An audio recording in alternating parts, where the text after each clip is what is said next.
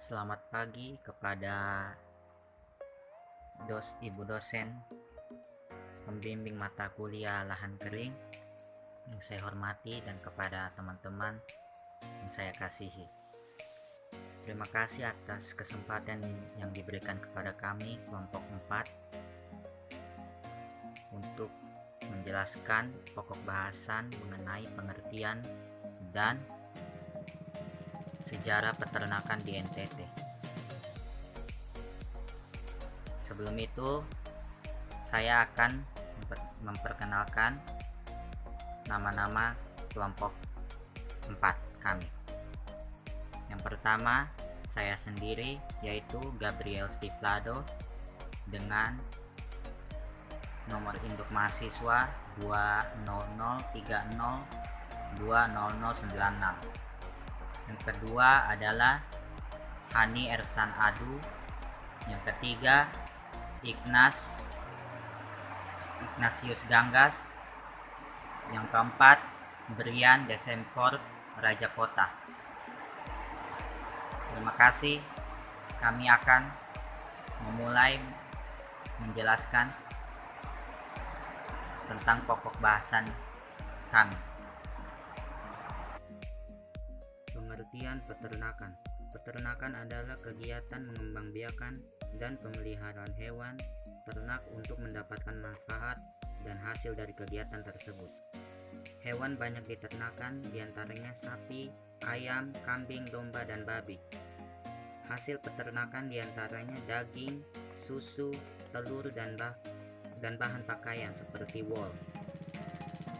Peternakan dimulai sejak terjadinya domestikasi hewan, dipelihara dan dimanfaatkan manusia. Dalam proses yang dimulai sekitar 13.000 sebelum Masehi, berbagai jenis hewan mulai didomestikasi pada saat dan tempat yang berbeda-beda dalam sejarah.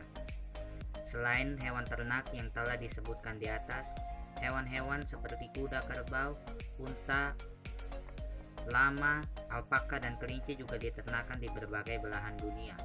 Peternakan juga meliputi budidaya perairan untuk memelihara hewan air seperti ikan, udang, dan kerang.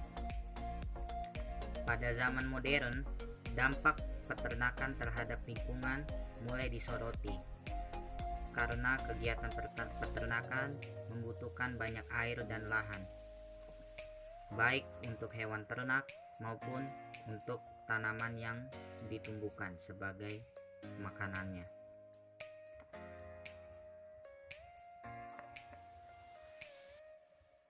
Kebanyakan hewan ternak adalah herbivora atau pemakan tumbuhan, tetapi ada juga yang omnivora seperti babi dan ayam. Hewan pemamah biak seperti sapi dan kambing dapat mencerna selulosa sehingga dapat diberi makan rumput di alam bebas. Selain itu, hewan-hewan itu dapat diberi makan berenergi dan berprotein tinggi seperti tumbuhan serealia dan pakan buatan. 2.2 Sejarah peternakan di NTT. Pemerintah Hindia Belanda pada tahun 1905 membentuk Boerliche Verzenigundige Dienst (BVD) adalah dinas resmi yang menangani bidang peternakan sebagai bagian dari Departemen Landbouw atau Departemen Pertanian. Pada tahun 1908, BVD membeli 3 bangsa sapi yaitu Ongole, Gujarat, dan Benggala. Ternyata sapi Ongole berkembang biak di Pulau Jawa, sapi Gujarat berkembang biak di Pulau Sumba, dan sapi Benggala berkembang di Pulau Sumatera. Pada tahun 1909 dan 1910, ternyata BVD memutuskan untuk lebih banyak membeli sapi Ongole. Sampai pada tahun 1911, perkembangan sapi Ongole lebih baik, sehingga diputuskan untuk memilih sapi Ongole untuk perbaikan mutu sapi di Jawa. Dari sinilah muncul untuk pertama kalinya program ongolisasi yang dimulai pada tahun 1911. Untuk program ongolisasi didatangkan sapi Ongole dari India sampai pada tahun 1915. Semua ternak pembelian terakhir sebanyak 608 ekor yang terdiri dari 42 ekor sapi Ongole pejantan, 496 ekor sapi Ongole betina, serta 70 ekor anakan sapi Ongole yang ditempatkan di Pulau Sumba yang kemudian dikenal dan memiliki merek dagangan sapi Sumba Ongole. Dalam laporan tahunan Dinas Peternakan Kabupaten Sumba Timur 1989 pada 1919, ekspor sapi Ongole dari Pulau Sumba tercatat sebanyak 254 ekor dan pada tahun 1929 meningkat mencapai 828 ekor. Perkembangan selanjutnya, Sumba ditetapkan sebagai pusat pembibitan sapi Ongole murni di masa pemerintahan Presiden Soeharto melalui Undang-Undang Pokok Peternakan dan Kesehatan Nomor 6 tahun 1967.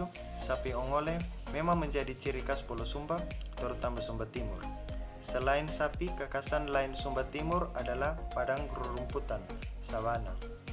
Bentangan sabana kering tampak bagaikan lautan menguning. Kemarau panjang mencapai puncak di bulan Oktober. Kondisi alam yang menantang ini menjadi rutinitas bagi sebagian penduduk di Pulau Sumba yang mengandalkan penghidupan mereka sebagai pengembala. Salah satu bentuk penyebaran bibit ternak sapi Ongole di dalam program ongolisasi.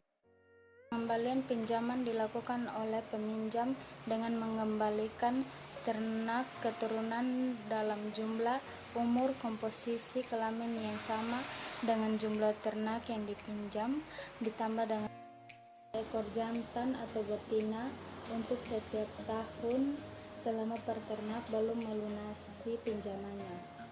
Untuk perjanjian pinjaman ini, peternak menandatangani suatu kontrak dengan pemerintah yang kemudian dikenal dengan Sumba Kontrak. Jumlah ternak awal disebut kopel, sehingga kemudian hari muncul istilah sapi kopel. Dalam masa 20 tahun dari tahun 1920 hingga 1940, penyebaran ternak bibit dua usaha penting, yaitu yang pertama penyebaran ternak bibit dan bibit tanaman makanan ternak secara lokal di sekitar taman-taman ternak di Pulau Jawa dan Madura.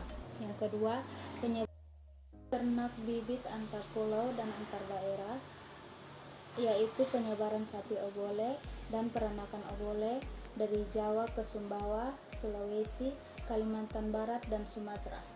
Penyebaran sapi Madura ke Flores dan Kalimantan Timur.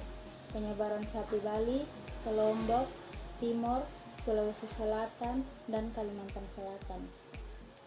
Penelusuran sejarah masuknya sapi Bali di Pulau Timur seperti yang ditulis oleh Julianus Pakoit yang dimuat pada Harian Umum Pos Kupang Sabtu 18 Oktober 2008 bahwa ada seorang ahli geografi kerajaan Belanda yang menjabat sebagai kepala kantor geografi pemerintah Hindia Belanda di Batavia bernama F.J.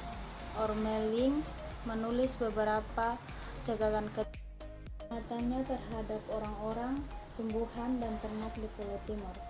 Catatan itu dijadikan buku oleh J.B. Walters dengan judul The Timor Problems, A Geographic Interpretation of an Underdeveloped Island, yang diterbitkan oleh Jakarta and Groningen pada tahun 1956. Seorang kurator terkenal dari NTT, Dr. Randus Wilfridus Silap, menyelamatkan buku tua ini dan membuat terjemahannya setebal 200 halaman. Mencatat sapi Bali didatangkan pemerintah Hindia Belanda pertama kali di Pulau Timur pada tahun 1912. Sepanjang 1912 tercatat 2.700 ekor ternak dimuat di kapal Koninklijke paket Frans Masapi dibawa ke Pulau Timur. Pada tahun 1919, BVD mengambil alih impor sapi Bali ke Pulau Timur. Upaya ini terpaksa dilakukan untuk membendung sapi impor dari India dan Australia yang didatangkan beberapa pedagang Cina dan India. Menurut catatan Omerling, pada tahun 1920, jumlah ternak sapi yang masuk ke Pulau Timur menjadi 138.000 ekor. Catatan terakhir Omerling menyebutkan sepanjang tahun 1952 ada 108.000 ekor sapi Bali, 40 ekor kerbau dan 64 ekor kura yang diangkut oleh beberapa kapal barang ke Pulau Timur. Ternak ini diturunkan di Pelabuhan Tenau di Kupang, Pelabuhan Wini di TTU, dan Pelabuhan Atapupu di Belu. Ada catatan menarik yang dibuat oleh Omerling ketika mengirim ternak ke Pulau Timur. Pemerintah Hindia Belanda juga mengirim bibit tanaman Jatropha guscipitifolia atau lantana cemara dalam bentuk ribuan stek dan ratusan ribu biji dalam kemasan belasan karung. Tanaman ini menurut Omerling adalah makanan khas sapi Bali. Peternak sapi Bali di TTU, khususnya di Noemuti, menyebutkan tanaman lantana cemara adalah sebutan sufmolo.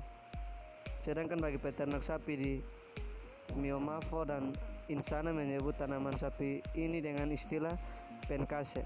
Di TTS Camplong dan Amarasi tanaman ini disebut dengan istilah haukopas. Ternak sapi dan bibit Jatropha guscipitifolia ini diserahkan Belanda kepada para raja di timur untuk dikembangbiakan. Para raja kemudian memerintahkan kepala suku untuk rakyatnya dan mengembangkan ternak sapi dan bibit Jatropha guscipitifolia. Sapi dan tanaman ini pun dikembangkan secara luas di Amarasi, Camplong dan Ampoang, Amanatun, Amanuban dan Molo, Miomova, Insana, Biboki dan di Belu Utara dan Selatan. Akhirnya sapi dan daging menjadi bagian dari simbol urusan adat di timur, seperti denda adat, mahar kawir, pesta adat, dan sebagainya. Bahkan perdagangan sistem barter di pedalaman Pulau Timur dilakukan dengan cara menukar sapi dan kain dan benang yang dibawa oleh saudagar asal Cina dan India. Ya baik, sekarang bab 3 penutup. Yang pertama, kesimpulan. Penyebaran ternak di NTT tidak lepas dari campur tangan pemerintah, khususnya pemerintah Hindia Belanda, dalam mengembangkan peternakan di NTT. Yang kedua, saran. Masyarakat dan pemerintah saat ini harus bersinergi untuk mengembangkan peternakan di NTT agar bisa berdaya saing di kancah nasional maupun internasional, agar masyarakat NTT produktif. Sekian penjelasan dari kelompok kami. Terima kasih.